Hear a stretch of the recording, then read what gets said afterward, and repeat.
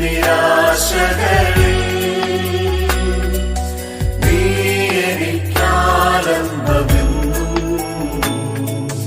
എന്റെ പ്രയാസങ്ങളിൽ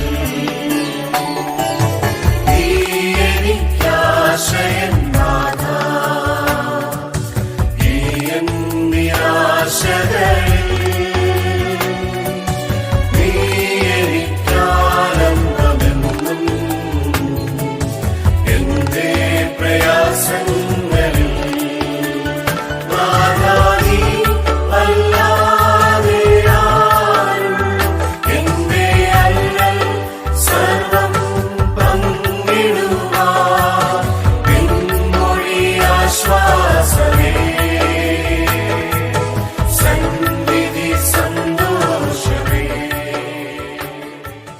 വേഗം വരുന്ന നമ്മളുടെ കർത്താവായ യേശുക്രിസ്തുവിൻ്റെ ധന്യനാമത്തിൽ എല്ലാവർക്കും സ്നേഹവന്ദനം.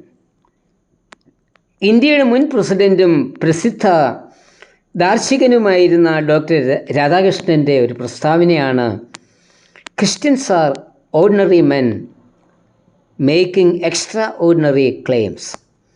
ക്രിസ്ത്യാനികൾ അസാധാരണമായ അവകാശവാദങ്ങൾ ഉന്നയിക്കുന്ന സാധാരണ മനുഷ്യരാണ്. ഈ വിധത്തിൽ പറയുവാനുള്ള കാരണം കർത്താവിലെ ചില പ്രഖ്യാപനങ്ങളാണ്. കർത്താവ് തന്നെക്കുറിച്ച് 7 അവകാശവാദങ്ങൾ പറഞ്ഞിട്ടുണ്ട്. ഞാൻ ജീവൻ്റെ അപ്പമാകുന്നു, യോഹന്നാൻ 6:35. ഞാൻ പുനരുത്ഥാനവും ജീവനുമാകുന്നു, 11:25. ഞാൻ വഴിയും സത്യവും ജീവനുമാകുന്നു, 14:6. ഞാൻ ലോകത്തിൻ്റെ വെളിച്ചമാകുന്നു, 8:12. ഞാൻ ആടുകളുടെ വാതിലാകുന്നു, 10:7. ഞാൻ നല്ലയിടയൻ ആകുന്നു, 10:14.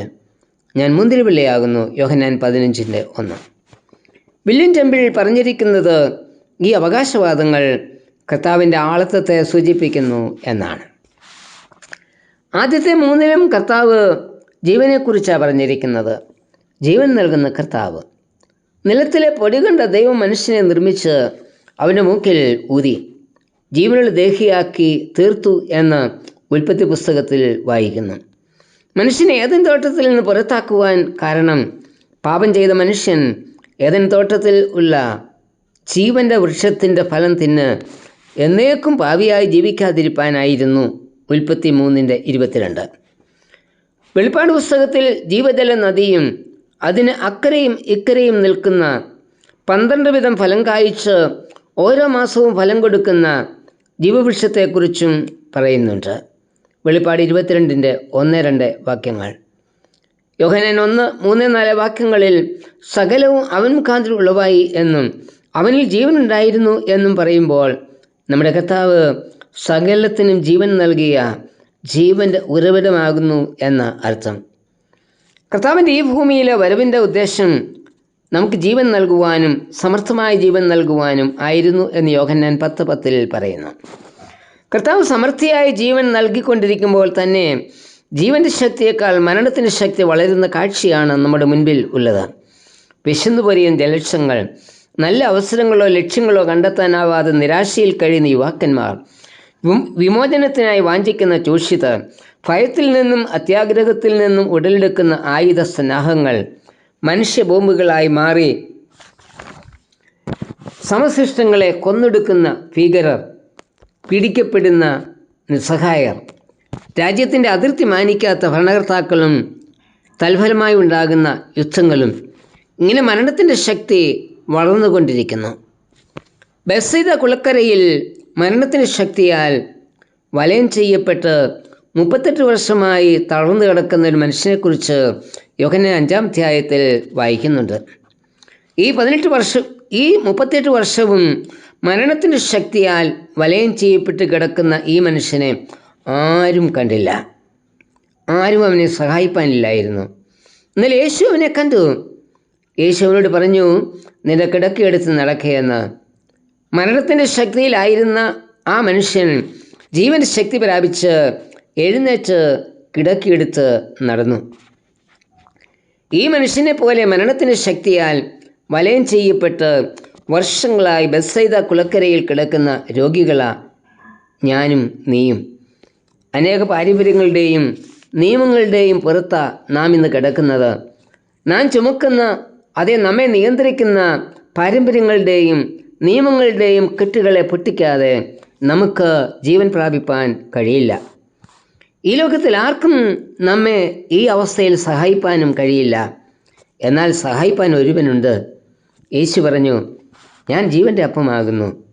ലോകത്തിന് ജീവൻ കൊടുക്കുന്ന അപ്പം. യേശുവിൻ്റെ അടുക്കൽ ചെല്ലുന്നവന് വിശക്കുകയില്ല. യേശു പുനരുത്ഥാനവും ജീവനുമാകുന്നു. യേശുവിൽ വിശ്വസിക്കുന്നവൻ മരിച്ചാലും ജീവിക്കും. യോഹന്നാൻ 11:25. വഴിയും സത്യവും ജീവനും യേശുവാണ്. ജീവനിലേക്കുള്ള വഴി യേശു മാത്രമാണ്. അത് യേശു മാത്രമാണ് ജീവൻ്റെ ഉറവിടം. യേശുവിന് നൽകിയിരിക്കുന്ന പേര് തന്നെ ജീവനുള്ളവൻ എന്ന വെളിപ്പാട് 1:17. പൗലോസ് യേശുവിനെ ജീവനായ ക്രിസ്തു എന്ന വിശേഷിപ്പിച്ചിരിക്കുന്നത് കൊലോസ്യർ 3:4. യേശു പറഞ്ഞു, എന്നിൽ വിശ്വസിക്കുന്നവൻ ആരും ഒരു നാളും മരിക്കുകയില്ല.